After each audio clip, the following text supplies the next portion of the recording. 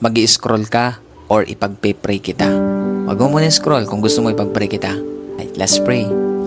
Father God in heaven, in the name of Jesus, with the power of the Holy Spirit, Panginoon, salamat po sa mga oras na ito. Nabuhay pa rin kami kasama po na aking kapatid na nasa kabilang screen. Lord, hindi po aksidente na pinili niya na manalangin, Panginoon, kasama ko, Lord God, sa mga sandaling ito. Hindi siya nag-scroll, Panginoon. Lord God, hindi po aksidente na pinapakinggan niya ngayon, Panginoon, ang panalangin ito.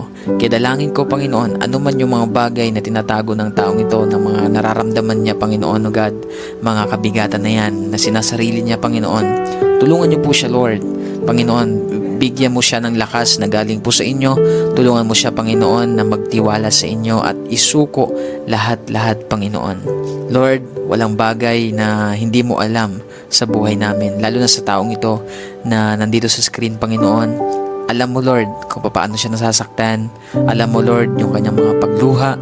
Alam mo, Panginoon, yung kanya pong karamdaman. Alam mo yung kanyang suffering, Panginoon. Lahat yan ay nalalaman mo, Panginoon. Kaya naman, Lord, tulungan mo siya ngayon, Lord God, na i-lay down ito sa inyo, Panginoon. Dahil the moment, Lord, na isuko niya ito sa inyo, doon niya mararamdaman yung kaginhawaan, yung kapayapaan, yung kalakasan, kagalakan sa kanyang puso, Panginoon. Kaya I pray right now, Lord, hayaan mo ibuhos mo ngayon ang kapayapaan na hinahanap niya, Panginoon. Hindi niya yan makikita, Lord, sa ibang bagay, kundi makikita lamang niya ito sa inyong presensya. Kaya lukuban mo siya, Panginoon, ng inyong presensya sa mga oras na ito. Dalangin ko po, Lord, na maramdaman niya ang pagyakap mo na napakahigpit, Panginoon. Kaya mo, Lord, sa pagyakap mo, makita niya, Lord, maranasan niya, Panginoon, ang inyong pong pagkilos, makita niya, Lord, na may binabago ka sa kanyang buhay, maging sa kanya pong sitwasyon.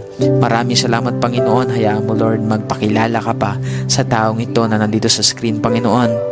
Alam ko po, Lord, na lahat ng nangyayari sa kanyang buhay ay mayroon kang purpose, Panginoon. Lahat yan, pagkatapos niyan, Lord, mayroon kang itinuturo sa kanya, mayroon kang mga bagay na nais ipaunawa sa taong ito, Panginoon. Kaya dalangin ko, Lord, na makita niya yun, Lord, yung purpose mo. Hindi niya isipin, hindi niya tingnan, Lord, na yan ay pabigat sa kanya, Lord, parusa sa kanya, kundi, Lord, mayroon kang bagay na gustong ipakita sa kanya.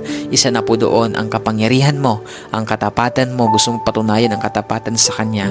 Kaya dalangin ko po, Lord, na mas makita niya, Lord God, yung pagkilos mo sa mga sitwasyong ito na kanya pong pinagdadaanan. Maraming salamat, Lord. Pinagkakatiwala ko po siya sa inyo. In Jesus' name, Amen and Amen. So, ayan kapatid, ipagkatiwala mo yan sa Panginoon lahat.